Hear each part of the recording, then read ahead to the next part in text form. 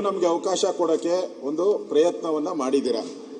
ಕೊಟ್ಟಿವಿ, ಈಗ ಮತ್ತೆ ಪ್ರಯತ್ನಕ್ಕೆ ಕೊಟ್ಟಿಲ್ಲ, ಅರ್ಧ ಕೊಟ್ಟಿದ್ದೀರಾ, ಅರ್ಧ ಸತ್ಯ ಕೊಟ್ಟಿದ್ದೀರಾ, ಅರ್ಧ ಕೊಟ್ಟಿದ್ದೀರಾ ಅಷ್ಟೇ, ಪೂರ್ತಿ ಕೊಟ್ಟಿಲ್ಲ ನಮಗೆ. ಅದೇ ಸ್ವಾತಂತ್ರ್ಯ ಅಂತಾರಲ್ಲ, ಅರ್ಧ ಸ್ವಾತಂತ್ರ್ಯ ನಮಗೆ ಇವಾಗ ಕೊಟ್ಟಿರೋದು, ಪೂರ್ತಿ ಸ್ವಾತಂತ್ರ್ಯ ಕೊಟ್ಟಿಲ್ಲ. ಇದರಲ್ಲಿ ಕ್ಲಿಯರ್ ಆಗಿದೆ, ನೀವು ಮಾಹಿತಿ ಪಡೆಯುವ ಉದ್ದೇಶಕ್ಕಾಗಿ ಪ್ರಶ್ನೆಯನ್ನು ಕೇಳಲು ಸದಸ್ಯರಿಗೆ ಅನುಮತಿ ನೀಡಬಹುದು ಅಂತ. ಒಬ್ಬ ಸದಸ್ಯರು ಅಂತ ಇಲ್ಲಿಲ್ಲ, ಒಬ್ಬ ಸದಸ್ಯರು ಅಂತ ಇಲ್ಲ, ತಾವೊಬ್ಬರು ಅಂತ ಹೇಳಿದ್ದೀರಾ. ಅಲ್ಲ, ಒಬ್ಬೊಬ್ರು ಕೇಳಿ, ಒಬ್ಬರೋ ಇಬ್ಬರೋ ಕೇಳಿ ಅಷ್ಟೇ, ಏನ್ ಜಾಸ್ತಿ ಎಲ್ಲರೂ ಕೇಳಬೇಕು ಅಂತ ಏನಿಲ್ಲ, ಒಂದಿಬ್ಬರು ಕೇಳಿ. ಅದ್ರ ಬಗ್ಗೆ ನಾನೇನು ನೀವು ಅದನ್ನ ಮಾತಾಡಕ್ ಕೇಳ್ತೀರಿ, ನಿಮ್ಮ ಉಪನಾಯಕರು ಹೇಳ್ತಾರೆ. ಇಲ್ಲ ಇಲ್ಲ, ನಾನು ಹೇಳಿದ್ದು ಯಾವುದೋ ಅವ್ರು ರಿಪೀಟ್ ಮಾಡಬೇಡಿ, ನಾನು ಹೇಳಿದ್ದು ಯಾರೋ ರಿಪೀಟ್ ಮಾಡಬೇಡಿ. ಅಧ್ಯಕ್ಷರೇ, ಇಲ್ಲಿ ನನ್ನ ಪ್ರಶ್ನೆ, ಮೈಸೂರು ಆಸ್ಪತ್ರೆಯಲ್ಲಿ ದಾಖಲಾಗಿದ್ದಂತ 4ನೇ ವ್ಯಕ್ತಿ, 3 ಜನಕ್ಕೆ ಗುಂಡಾರಿಸಿದ್ದಾರೆ, 4ನೇವರೆಗೂ ಗುಂಡು ಹೊಡೆದಿದ್ದಾರೆ. ಆ 4ನೇ ವ್ಯಕ್ತಿ ಮೈಸೂರು ಆಸ್ಪತ್ರೆಯಿಂದ ನಿಗೂಢವಾಗಿ ಕಾಣೆ ಆಗ್ತಾರೆ. ಯಾಕೆ ಕಾಣೆ ಆಗ್ತಾರೆ? ಆತ ಸತ್ಯ ಸಂಗತಿ ಬಯಲು ಮಾಡ್ತಾನೆ ಅಂತ ಏನೇ ಕಾಣೆ ಆಗ್ತಾರ? ಯಾಕೆ ಕಾಣೆ ಆಗ್ತಾರೆ? ಅದು ಅವನು ಇದುವರೆಗೂ ಸರ್ಕಾರ ಹೇಳಿಲ್ಲ. ಅವರು ಸ್ಟೇಟ್ಮೆಂಟಲ್ಲೂ ನಾನು ನೋಡಿದೆ, ಆ ಸ್ಟೇಟ್ಮೆಂಟಲ್ಲಿ ರಾಮಲಿಂಗಾರೆಡ್ಡಿ ಅವರಲ್ಲಿಯೂ 4ನೇ ವ್ಯಕ್ತಿ ಇದ್ದಾನೆ. ಅಲ್ಲಿ ಎನ್ಕೌಂಟರ್ ಆದಂತಹ ಸಂದರ್ಭದಲ್ಲಿ 4ನೇ ವ್ಯಕ್ತಿ ಇದ್ದಾನೆ. ಆ 4ನೇ ವ್ಯಕ್ತಿ ಬಗ್ಗೆ ಇವರ ಸ್ಟೇಟ್ಮೆಂಟಲ್ಲಿ ಎಲ್ಲೂ ಇಲ್ಲ. ನನ್ನ ಪ್ರಶ್ನೆ ಸರ್ಕಾರಕ್ಕೆ, ಡೌಟ್ ಎಲ್ಲಿ ಬರ್ತಾ ಇದೆ ಜನಗಳಿಗೆ? ರೈತರ ಸಂಘ ಯಾಕೆ ಹೋರಾಟ ಮಾಡ್ತಾ ಇದ್ದಾರೆ? ರೈತರು ಯಾಕೆ ಹೋರಾಟ ಮಾಡ್ತಾ ಇದ್ದಾರೆ? 5,000 ಜನ ಯಾಕೆ ಸೇರ್ಬಿಟ್ರು? ಏನೋ ಇವನ್ ಕಾಡುಗಳ್ಳ ಅಂದಿದ್ರೆ, ವೀರಪ್ಪನ ಕಾಡುಗಳ್ಳ ಅಂತ ನಾವು ಕೇಳಿದ್ರಿ, ಇವ್ ಕಾಡುಗಳ್ಳ ಅಂತ ಹೇಳಿದ್ರೆ ಇಷ್ಟೊಂದು ಜನ 5,000 ಜನ ರೈತರೆಲ್ಲ ಬಂದು ಹಸಿರು ಟವಲ್ ಹಾಕೊಂಡು ಯಾಕೆ ಹೋರಾಟ ಮಾಡ್ತಾ ಇದ್ರು? ನನ್ನ ಪ್ರಶ್ನೆ. ಆಮೇಲೆ ಅವರ ರಾಮಲಿಂಗಾರೆಡ್ಡಿ ಅವರು ಸ್ಟೇಟ್ಮೆಂಟ್ ಅಲ್ಲಿ ಬರೆದಿದ್ದಾರೆ, ಪರಿಶೀಲಿಸಲಾಗಿ ಅಂತೋಣಿ ಸ್ವಾಮಿ ಬಿನ್ ಪೆರಿಯ ನಾಯಗನ್ ಇವರು ಅರಣ್ಯ ಅಪರಾಧ ಪ್ರಕರಣದಲ್ಲಿ ಭಾಗಿಯಾಗಿರೋ ಬಗ್ಗೆ ಯಾವುದೇ ಮಾಹಿತಿ ಕಂಡು ಬರುವುದಿಲ್ಲ ಅಂತಾರೆ ಅವ್ರ ಸ್ಟೇಟ್ಮೆಂಟ್ ಅಲ್ಲಿ. ಸತ್ಯ ಹೇಳವ್ರೆ ನೋಡಿ, ಬಾಲಕೃಷ್ಣ ಕರೆಕ್ಟ್ ಆಗಿ ಮಾತಾಡ್ತಾವ್ರೆ. ಸತ್ಯ ಇಲ್ಲ ಅಂದವ್ರನ್ನ ಹೆಂಗೆ ಎನ್ಕೌಂಟರ್ ಮಾಡ್ತೀರಾ? ಕಾಡುಗಳ್ಳ ಅಂತ ಹೆಂಗೆ ಎನ್ಕೌಂಟರ್ ಮಾಡ್ತೀರಾ? ಅವನಿಗೆ ಇಲ್ಲ ಅಂದಮೇಲೆ ಅವನು ಅಬಿಚುವಲ್ ಏನನ್ನೋದು ಸುರೇಶ್ ಕುಮಾರ್ ಅವರು ಅಫೆಂಡರ್, ಅಬಿಚುವಲ್ ಅಫೆಂಡರ್ ಇದಾರಲ್ಲ. ಈಗ ಯಾರೋ 1 ಕೊಲೆ ಮಾಡಿರ್ತಾನೆ, 2 ಮಾಡಿರ್ತಾನೆ, ಈ ತರ ಆಗಿದ್ರೆ ಅವನ ರೆಗ್ಯುಲರ್ ರೌಡಿ ಅನ್ನೋ ತರ ಇರ್ತೈತೆ. ರೆಗ್ಯುಲರ್ ರೌಡಿ ಲಿಸ್ಟಲ್ಲಿ ಇರ್ಬೇಕು ಅವನು. ಇವನೇನು ಇಲ್ಲ, ರೌಡಿ ಲಿಸ್ಟಲ್ಲೇ ಇಲ್ಲ ಇವನು. ಹೆಂಗೆ ಮಾಡಿದ್ರಿ ಅವನಿಗೆ? ಮತ್ತೆ ಗುಂಡು, ಅಧ್ಯಕ್ಷರೇ, ನನಗಿಂತ ತಾವು ಬಹಳ ಸ್ಪರ್ಧೆ ಮಾಡಿದ್ದೀರಾ, ನೀವೆಲ್ಲ ಜನಗಳ ಮಧ್ಯೆ ಇದ್ದವರು. ಒಂದು ಅರ್ಥ ಮಾಡ್ಕೊಳ್ಳಿ, ಕಾಡಲ್ಲಿ ಫೈರಿಂಗ್ ಆಗ್ಬೇಕಾದ್ರೆ, ಕಾಡು ಗೊತ್ತಲ್ಲ, 1000 ಕಿಲೋಮೀಟರ್ ಇರ್ತದೆ. ಫೈರಿಂಗ್ ಆಗ್ಬೇಕಾದ್ರೆ ಎಷ್ಟು ರೇಂಜಲ್ಲಿ ಆಗಬೇಕು? ಪರಮೇಶ್ವರ್ ಉತ್ತರ ಕೊಡ್ತಾರೆ, ಆಮೇಲೆ ಕೇಳಿ ಅವರು. ಪರಮೇಶ್ವರ್ ಸತ್ಯ ಹೇಳ್ತಾರೆ ಅಂತ ನಾನು ತಿಳ್ಕೊಂಡು, ಎಷ್ಟು ಇದ್ರಾಗಬೇಕು? ಒಂದು ಅರ್ಧ ಕಿಲೋಮೀಟರ್ ದೂರ ರೇಂಜ್ ಏನಿರ್ತೈತೆ ಅದರದ್ದು, ಇವ್ರದ್ದು ರೇಂಜ್ ಏನಿದೆ, ಆ ಗನ್ನಿನ ರೇಂಜ್ ಏನಿದೆ? ಅರ್ಧ ಕಿಲೋಮೀಟರ್ ರೇಂಜಲ್ಲಿ ಹೊಡೆದಿದ್ದಾರ, 1/4 ಕಿಲೋಮೀಟರ್ ರೇಂಜಲ್ಲಿ ಹೊಡೆದಿದ್ದಾರ? ಸ್ಪಾಟಲ್ಲಿ ಅಂದರೆ ಹತ್ತಿರದಿಂದ ಹೊಡೆದಿರೋದ್ರ ಬಗ್ಗೆ ಡಾಕ್ಟರ್ ಹೇಳಿದ್ದಾರೆ. ಪಾಯಿಂಟ್ ಬಹಳ ನಿಯರೆಸ್ಟ್ ಅಲ್ಲಿ ಹೊಡೆದಿರೋದು. ನಿಯರೆಸ್ಟ್ ಅಲ್ಲಿ ಹೊಡಿಬೇಕಾದ್ರೆ ಅದು ಹೆಂಗೆ ಫೈರಿಂಗ್ ಅಂತ ಆಗುತ್ತೆ? ಹೇಳಿ, ನೀವು ಉತ್ತರ ಕೊಡಿ. ನಾನೇನು ಇದಕ್ಕೆ ನಾನು ಕೇಳ್ತಾ ಇರೋದು ನನ್ನ ಸ್ಯಾಟಿಸ್ಫ್ಯಾಕ್ಷನ್ಗಲ್ಲ ನಾನು ಉತ್ತರ ಕೇಳ್ತಾ ಇರೋದು. ಅಲ್ಲಿ ಯಾರು ಇಡೀ ರಾಜ್ಯದ ಜನ ಪ್ರಶ್ನೆಗಳನ್ನು ಕೇಳ್ತಾ ಇದ್ದಾರೆ, ಅಲ್ಲಿ ರೈತರು ಕೇಳ್ತಾ ಇದ್ದಾರೆ, ಅವ್ರ ಪ್ರಶ್ನೆ.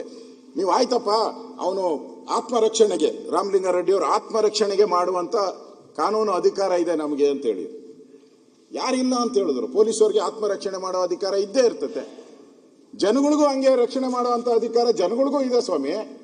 ಜನರ ಪ್ರಾಣನ ಹಂಗೆ ತೆಗಿಯಕ್ಕಾಗಲ್ಲ, ನೀವು ಸುಮ್ಮನೆ ತೆಗಿಯಕ್ಕಾಗಲ್ಲ. ಇನ್ನೊಂದು 3ನೇ ಪ್ರಶ್ನೆ ಅಧ್ಯಕ್ಷರೇ, ಇಷ್ಟು ಹತ್ತಿರದಿಂದ ಹೊಡೆದಿದ್ದೀರಾ ನೀವು, ನಿಯರೆಸ್ಟ್ ಹೊಡೆದಿದ್ದಾರೆ, ಅದು ಹೆಂಗಾಗ್ತೈತೆ? ಅದು ಇದು ನನ್ನ ಆತ್ಮರಕ್ಷಣೆಗೋಸ್ಕರ ಹೆಂಗಾಗ್ತೈತೆ? ನೀವು ಕಾಲಿಂದ ಕೆಳಗಡೆ ಹೊಡಿಬೋದಾಯ್ತು. ಹೃದಯಕ್ಕೆ ಹೊಡೆದಿದ್ದಾರೆ, ಕತ್ತು ಹೊಡೆದಿದ್ದಾರೆ ಅವ್ರಿಗೆ. ಓಕೆ, ಆಯ್ತು. ಅವರ ಸ್ಟೇಟ್ಮೆಂಟ್ ಅಲ್ಲಿ, ರಾಮಲಿಂಗಾರೆಡ್ಡಿ ಸ್ಟೇಟ್ಮೆಂಟ್ ಅಲ್ಲಿ ನಮಗೆ ಮಾಹಿತಿ ಬಂತಂತೆ, ಇವ್ರಿಗೆ ಅಲ್ಲಿ ಕಳ್ಳರಿದ್ದಾರೆ ಅಂತ ಮಾಹಿತಿ ಬಂತು. ನಾವು ಹೋಗಿ ರೈಡ್ ಮಾಡ್ತಿರುತ್ತೆ. ಕಳ್ಳರಿದ್ದಾರೆ ಅಂತ ಮಾಹಿತಿ ಬಂದ ಮೇಲೆ 4 ಜನ ಹೆಂಗ್ ಹೋದ್ರಿ ನೀವು? ಎಷ್ಟು ಜನ ಸ್ಟಾಫ್ ಇದ್ದಾರೆ ಆ ರೇಂಜಲ್ಲಿ? ನಿಮಗೆ 100-200 ಜನ ಇರ್ತಾರೆ. ನಾನು ಹೋಗಿದ್ದೀನಿ ಕಾಡಲ್ಲಿ, ಕೋಚಿಂಗ್ ಕ್ಯಾಂಪ್ಸ್ ಇರ್ತೈತೆ, ಅಲ್ಲೇ ನೀವು ಡಿ ಫಾರೆಸ್ಟ್ ಒಳಗಡೆ ಸುಮಾರು ಒಂದು 400 to 500 ರೆಗ್ಯುಲರ್ ಆಗಿ ಇದ್ದೇ ಇರ್ತಾರೆ ಅಲ್ಲಿ. ನಾನು ಹೋಗಿದ್ದೀನಿ, ಆ ಸ್ಪಾಟ್ಗೆ ಹೋಗಿ ಬಂದಿದ್ದೀನಿ ನಾನು ಕೂಡ.